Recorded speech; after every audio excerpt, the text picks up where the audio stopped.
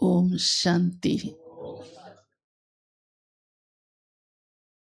प्यारे शिव बाबा जब इस धरा पर आते हैं तो अविनाशी ज्ञान यज्ञ की स्थापना करते हैं। क्यों? एक नया सुखमय संसार सतयुगी दुनिया को लाने के लिए। क्योंकि एक शिव बाबा, हाँ, भगवान ही जानता है कि ये दुनिया अति पुरानी हो चुकी है और जब कोई चीज बहुत जड़ जाती है तो उसका अंत होता है, हाँ, विनाश होता है। मनुष्य शरीर भी जब जड़ीभूत हो जाता है तो अंत होता है, कोई भी संसार की वस्तु। लेकिन नया कैसे आएगा, उसे कैसे बनाना है, वो स्वयं भगवान हम बच्चों को बताता है। और उस यज्ञ को रचने के लिए ब्रह्मा बाप को निमित्त बनाता है। फिर अब करना क्या है?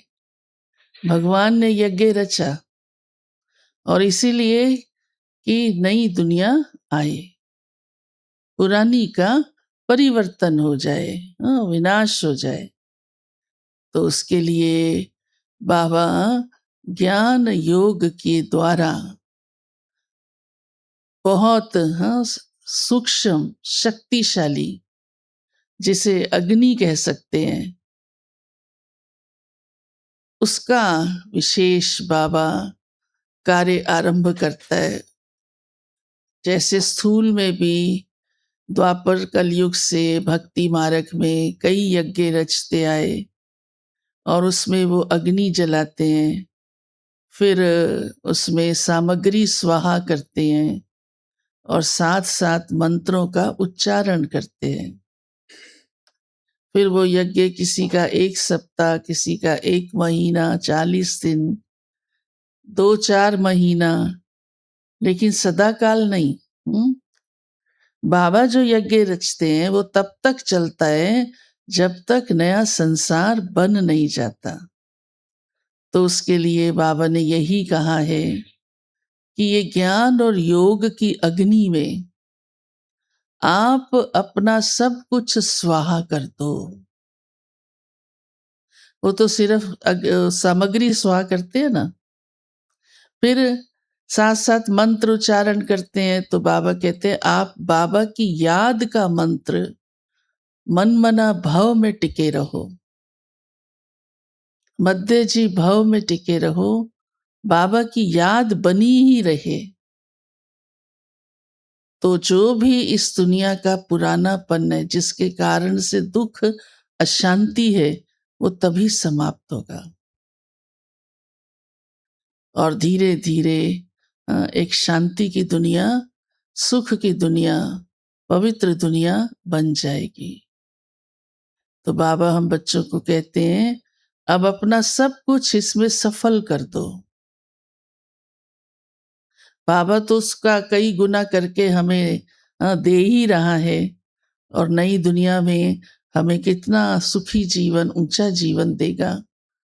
तो अपना तन मन धन, क्योंकि ऑलरेडी वो समाप्त होने वाला है, या तो वो रहने वाला होता, हाँ, तब तक कहा नहीं भगवान ने, द्वापर कलयुग में नहीं कहा, क्योंकि उसको मालूम था अभी चलना है इनका, हाँ, पार्ट पार्ट पूरा होता है तो पर्दा क्लोज होता है ना, अभी चलना है। तो अब अंत है, अब चलना नहीं।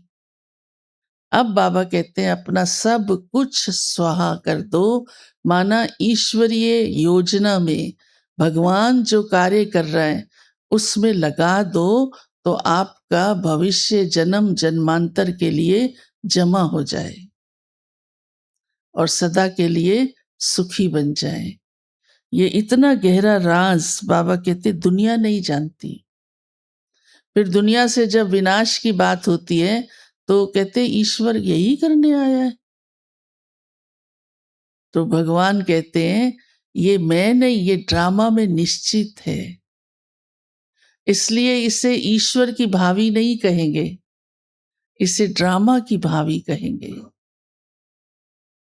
क्योंकि ऐसा ही करना सुरक्षित होना है। जैसे रात अंधेरा हो जाता है तो खुले हुए दरवाजे बंद कर लिए जाते हैं ना,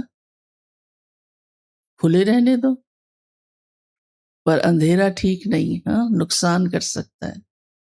ऐसे ये दुनिया इतनी बिगड़ चुकी है, इतनी बिगड़ चुकी है, इसलिए भगवान कहते हैं अब उसका परिवर्तन ही आवश्यक है।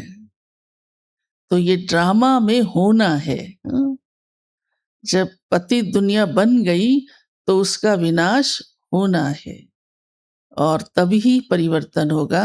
पुराने को हटाया जाता है तब ही नए की शोभा होती है। कोई भी कार्य में देखो, हाँ? और कोई वैसे भी किसी भी कार्य में आधा नया आधा पुराना रखे तो भी अजीब लगता है ना? कोई एक शूज नया पहन ले एक पुराना, कैसा लगेगा? किसी भी बात में देख लो।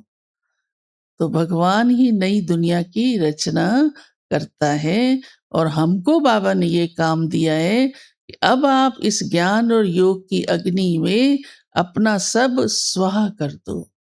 और वो स्वाहा क्या?